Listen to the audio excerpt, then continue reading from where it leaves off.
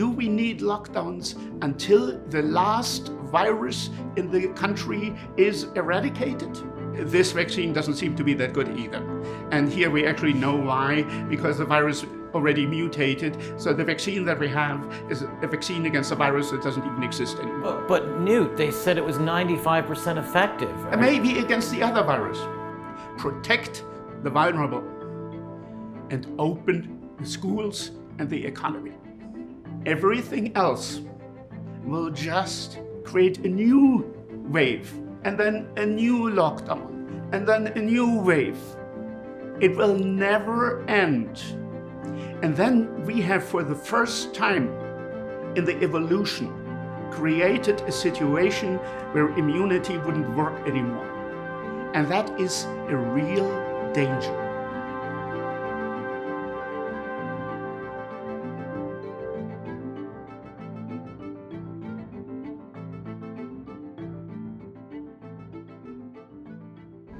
In April, I was much more careful in what I said, because we didn't have data. Now we have the data. We know that further mitigation is just breeding new strains of viruses. Knut, it's been a long time since we last spoke, and since the first two interviews we did with you were taken down off of YouTube, what's been happening with you and with the virus in that time? What's happening is that we now have data to confirm the fears that I had and to show that it's actually a bit worse than what I originally talked about. And that is, I had not expected a second wave, but now we have one, and we also know why we have one. It is a new virus that was bred by the lockdowns, initially in Spain and France, and then in many other countries. So we see now repeatedly, and we have the theoretical models and the experiments for it, that if you flatten the curve for more than 3 months, then you have bred a new strain of a virus that is resistant against human and against vaccine immunity that is modeled after the human immunity. So if there's no question anymore that we would have had herd immunity if there would not have been lockdowns prolonging it and allowing resistant strains to be bred in Spain and France that started a new epidemic. Without lockdowns, we would not have had that new epidemic. And there is no possible dispute about it. We have seen it happening in Spain and France, and then in the UK and in South Africa. In what way did and forgive me if I'm asking you to reiterate, but in what way did the lockdowns contribute to these escape mutations? Or I should say, what should have happened? Well, if there hadn't been a lockdown, or only a very short, for maybe 3 weeks, or something like that as originally planned, then the mutations that the viruses develop are not enough to escape, and we develop herd immunity before that can happen, and the epidemic is over. And you didn't propose that, when people hear herd immunity, they think that what you mean is you want to kill your grandparents, but that's not what you're suggesting, is it? No. It's very strange. The word herd immunity has been politicized in a way that is very difficult for an epidemiologist to understand. All respiratory virus disease epidemics end as soon as herd immunity has been established or developed. we can speed that up a bit, and that is with vaccination. So if we vaccinate people, then herd immunity will arrive a bit earlier. For those who are vaccinated, don't have to wait until they get infected. They are infected right away. On the other hand, if we are mitigating, and any form of mitigation will do that to different degrees. If we're locking down, if we're wearing masks, if we are socially distancing, if we are closing restaurants, if any of that, all of that mitigation flattens the curve, and therefore prolongs the time until herd immunity develops. And during that period, you're saying there's more opportunity for mutations to develop. The longer it takes, the more opportunities are there for the virus to develop escape mutations, and finally an escape strain that can spread as if there had been no virus before. Herd immunity is basic epidemiology, is it not? That's something you learn early on when you're studying epidemiology. That is epidemiology 101. So what do you think accounts for the decision by the WHO and the local national health authorities to violate this principle of epidemiology and create a situation where escape mutations would occur and where the pandemic would be artificially prolonged? I don't think that people understand the very basic dynamics of infectious disease viruses. We had the unfortunate situation in the United States, for instance, that the three top experts were all three virologists who had been working, at least two of them, on developing a vaccine against HIV, not very successfully. But their idea was a virus where we do not develop immunity against. And if somebody who has spent his whole life to work with viruses where no immunity develops, then it's understandable if somebody like Fauci says, well, do we really want to get that many people infected to have that herd immunity? That herd immunity. So the word herd immunity was so unfamiliar to him that he was putting that in quotation marks, that herd immunity.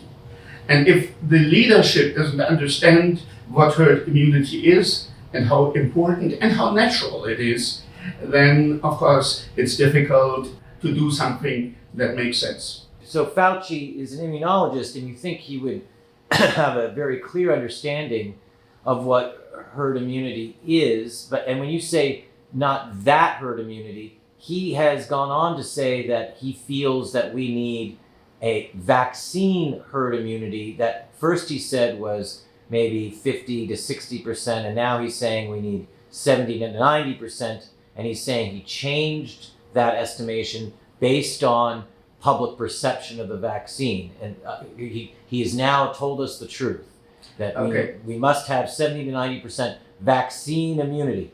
Do you think vaccine immunity, first of all, is as good as natural herd immunity? So the first thing is, Fauci is technically, yes, an immunologist, but he was working most of his career on HIV and developing vaccines for HIV. Okay. So an immunologist understands how the immune system works.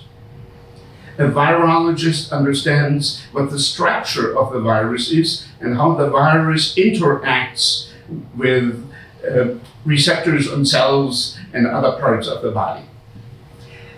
A theoretical epidemiologist understands how a virus spreads in a population. And these are very different things. There was a theoretical epidemiologist, one early on in the whole debate, and that was Sunatra Gupta. And Sunatra Gupta last in March already said we probably already have 25% of the people who have cross immunity from previous infections, and therefore we don't really need any lockdown. And she is now also one of the 3 scientists who have written the Great Barrington Declaration, saying that what we need to do is to protect the vulnerable. And if we do that, we have achieved the most important thing we need to do to fight an epidemic. Which, of course, is what you were saying in April. Yes. In our interview. Do you think that there is a difference between natural herd immunity and vaccine immunity? I would vote for natural immunity, but the basic principle is the same. The human immune system gets exposed to a particular virus genetic sequence, and it recognizes that as specific for the virus and not part of the human genome. And then all cells who are expressing this sequence on their surface, which cells routinely do, will be killed as cells who do something that the human cells should not do.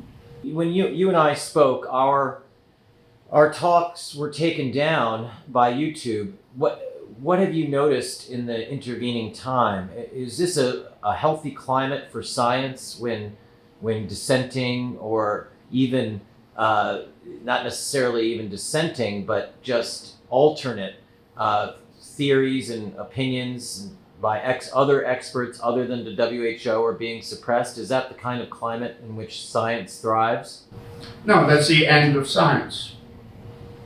Science lives from different people developing different hypotheses, and then it gets discussed or tested, and in the end, people convene and say that is somewhere has evolved, but then there will be more questions and the whole process will go on. Without discussion, there is no science. So you've been very generous with Dr. Fauci and suggested that because his focus has been on viruses and on developing vaccines for a particular virus, HIV, that he is making sort of basic epidemiological mistakes as a result. But does this account for all the other global health authorities making this same basic epidemiological mistake? We had, unfortunately, one person who wasn't trained as an epidemiologist, but who is very assertive in the UK, and that was Neil Ferguson, who started a panic by prognosing that 500,000 people in the UK would die and over 2 million people in the US. And so the politicians were taking in that panic and going into a fear mode. And fear is the opposite of being rational. So we haven't had 2 million deaths, but according to official statistics, we've had 400,000, which we're reminded is more people than the US lost during World War II. How do you feel about that statistic? Does that statistic seem correct to you? Do we know how that statistic was arrived at? Do you trust the data? I trust the data and I feel very bad about it, but in another way than most people. In late October, early November, the COVID-19 epidemic was over. If there had not been the strains that had been bred originally in Spain and France, and then in the UK and South Africa and other places during lockdowns. So if there had been no lockdowns, there would have been no new epidemic. I would call that COVID-20, starting in November. That alone, we would have cut the number of deaths in half to 200,000. Now, the CDC has officially declared that of the COVID-19 deaths, 40% happened in nursing homes. So 80,000 of these deaths could have been prevented if the United States had done what South Korea did, and that is isolating the nursing homes rather than sending infectious seniors into the nursing homes so that they could infect the other seniors. So that would be 120,000. And there is yet another problem with mitigation. Let's take masks, for instance. Of course, the vulnerable should wear masks, and those people directly interacting with the vulnerable, like carrying them from the wheelchair into the bed or the other way around, because that form of close interaction with heavy breathing, that can easily transmit respiratory disease virus. So if masks are working, and we are not quite sure if they are, then these are the situations where masks should be worn, definitely. However, if everybody else also does the same thing, then the vulnerable would not have an advantage anymore. If only they wear the masks, then the virus will spread predominantly among the young and the healthy until we reach that point of herd immunity, which for this virus is about 50%. And half of it, as Sunetra Gupta said, was already there from previous coronavirus infections. And then the vulnerable are protected. Very few of the vulnerable will become infected while the virus spreads among the healthy and young. However, if the healthy and young are also wearing masks, then the vulnerable have no benefit, no advantage anymore. So the virus will spread overall a bit more slowly, but it will spread as fast among the vulnerable as among the other people. Right, because the idea is to get it over with among the young people, and then the virus has no more hosts or it attenuates. Well, there are two things. First, it should go fast, and second, the virus should spread primarily among the young and healthy. If they also wear masks, if they don't meet and go to restaurants, if they don't work, if they mitigate all of that, what happens is we are flattening the curve, which is a euphemism for it's going to take more time. And during that time, the same proportion of the vulnerable will be infected as of the young and healthy. And because it takes more time, all forms of mitigation are more difficult to sustain among the vulnerable.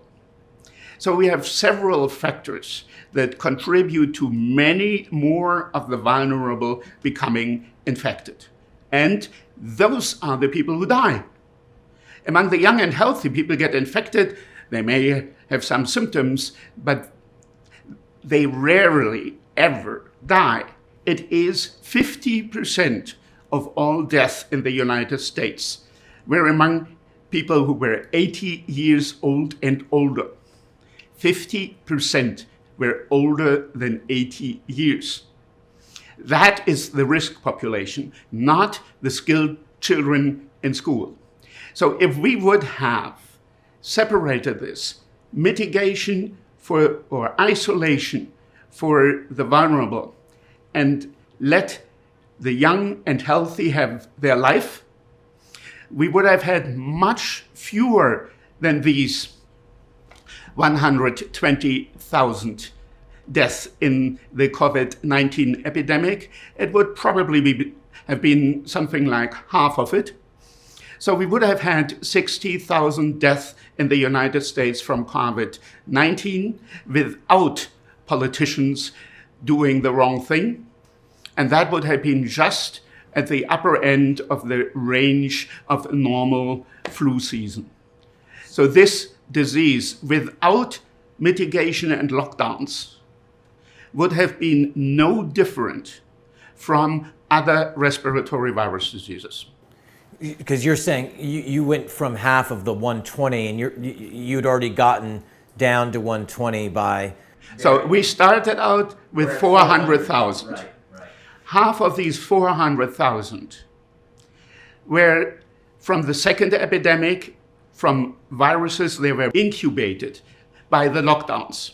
So the epidemic that we now are enjoying would not have been here without lockdowns. Right. So then we are at 200. 40% of them, according to the CDC, were in nursing homes, and that was preventable. That makes 120,000.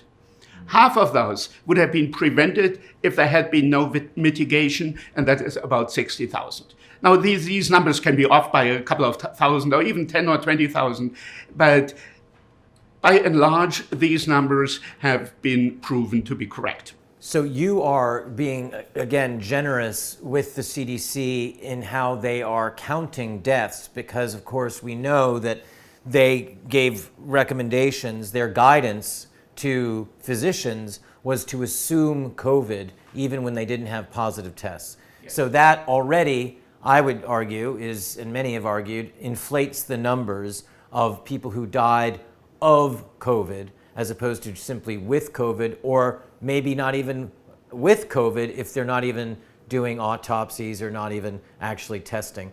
And in the UK, we know that if for a period of time, if you died within 28 days of a positive test of anything, of a car accident, you were considered a death by COVID, as it were.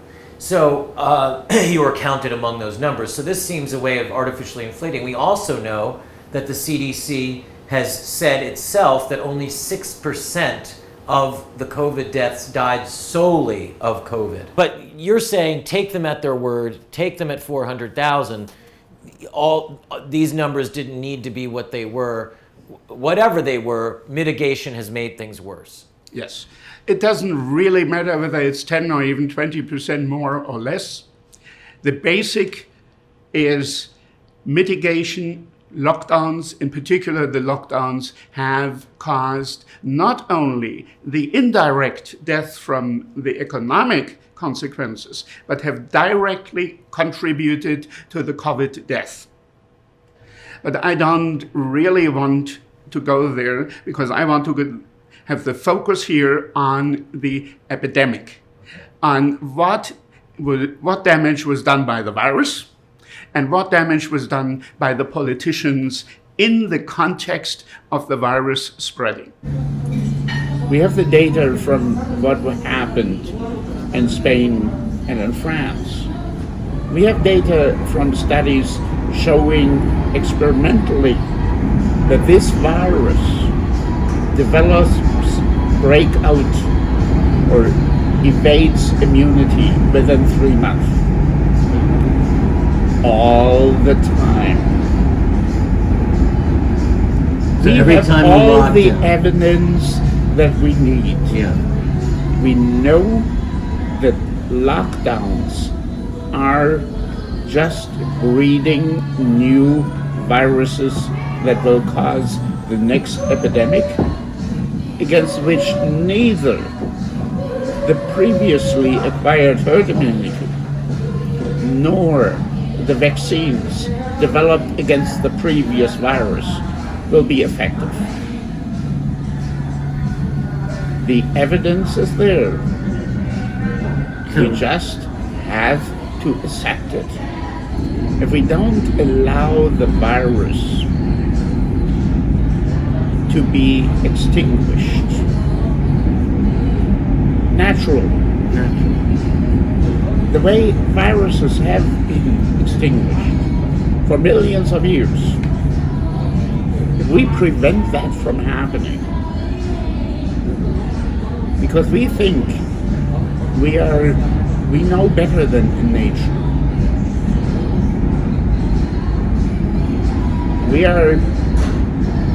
We will fail. And we are failing.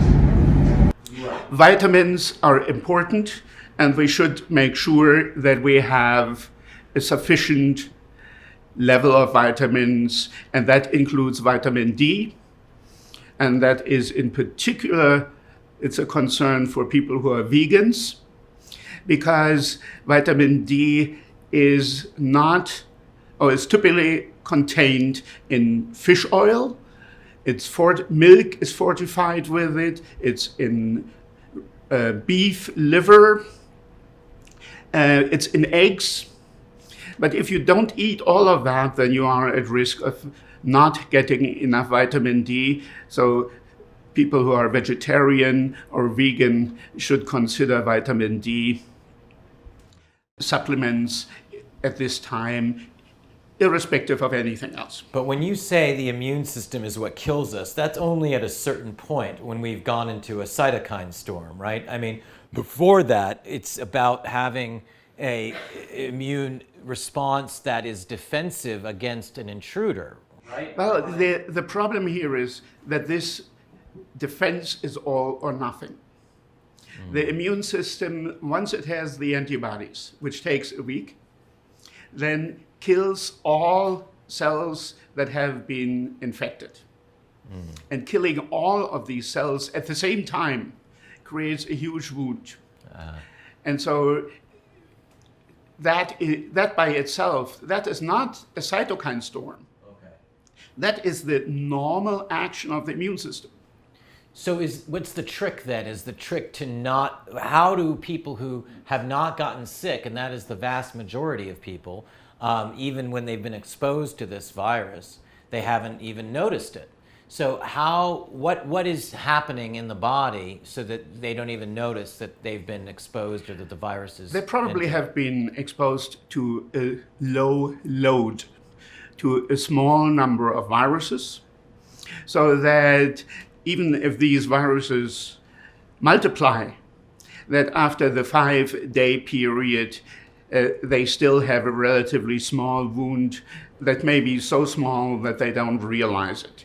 It's also, I mentioned comorbidities, and it could be that they have in their food components that help.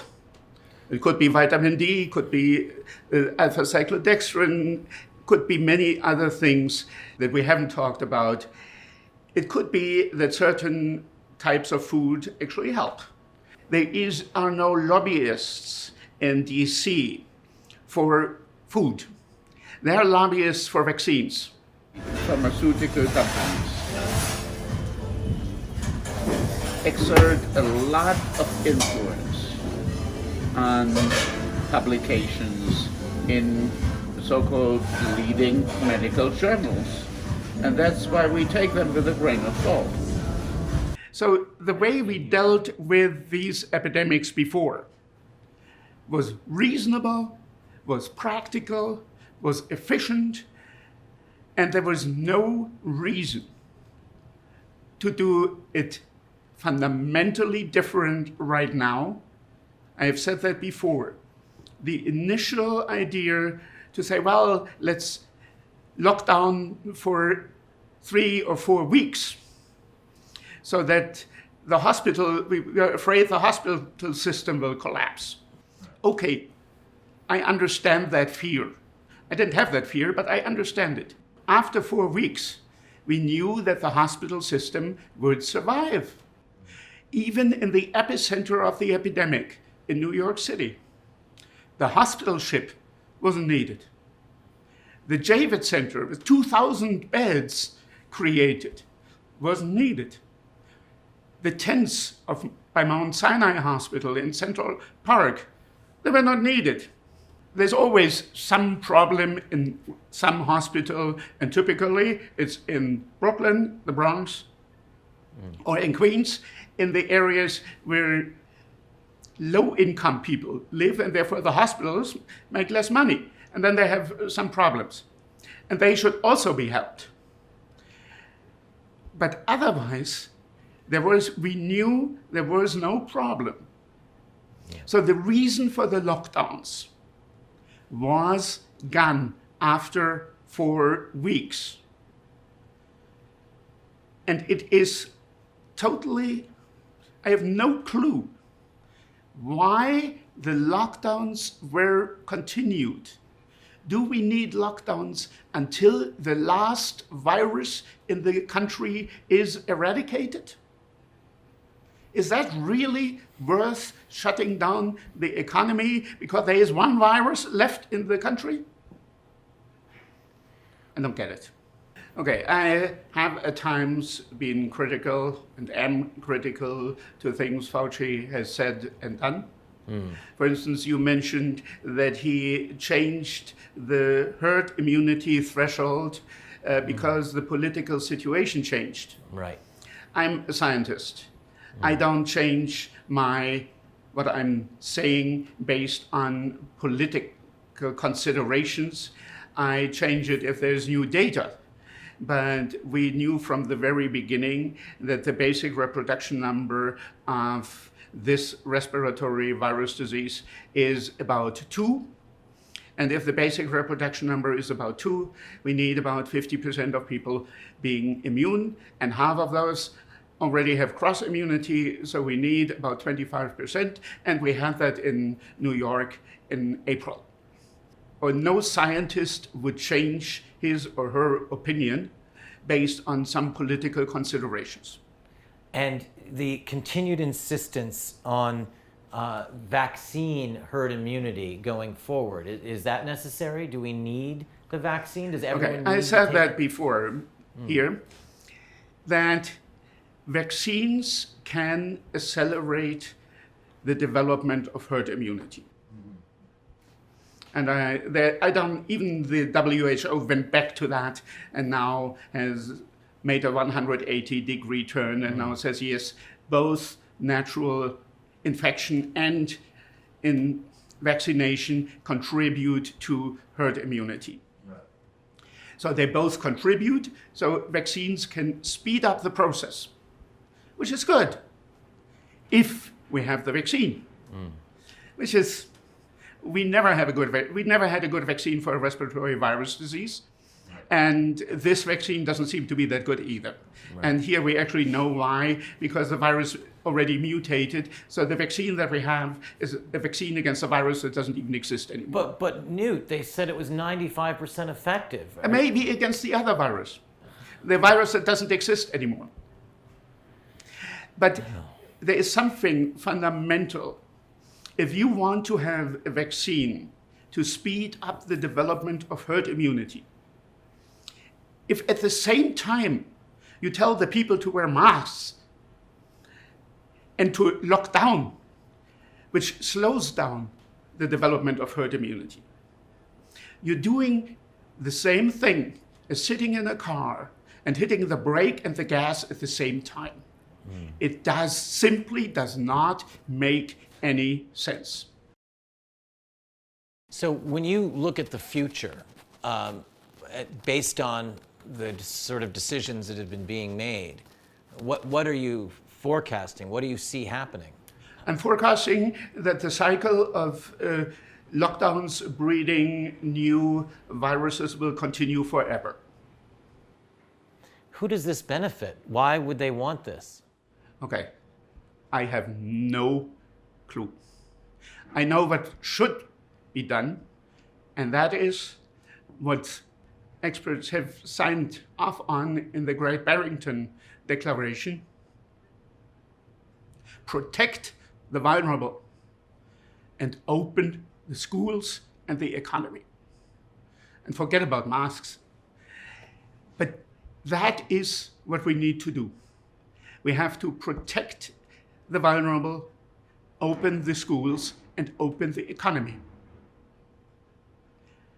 Everything else will just create a new wave, and then a new lockdown, and then a new wave. It will never end unless we reach the point where the viruses have mutated to become so close to parts of the human genome that the human immune system cannot find new epitopes that are specific to the virus to develop antibodies. And then we have, for the first time in the evolution, created a situation where immunity wouldn't work anymore. And that is a real danger. That could happen. And this is the only thing I'm afraid of. I'm afraid that these ongoing lockdowns will create a situation where our immune system cannot find any epitopes to bind to. And then the immune system either has to fold its cards and we have no immunity, or to make antibodies that also bind to things that are within our own body. We have made an artificial autoimmune disease. Have you gotten the vaccine yet? No, Are you planning on getting it? no. Why not? First, efficacy is in doubt. We have seen more adverse events than we see with with other viruses. And the majority of study participants was younger than 55 years without comorbidities. I'm a bit older than 55 years, and I have at least one. So I'm not sure if the results of the studies are that informative to me. I also, as a statistician, I haven't seen a significant result, really. We need much larger studies for that, and the studies haven't yet been completed. So I'm waiting for the completion of the study, and I'm not very scared.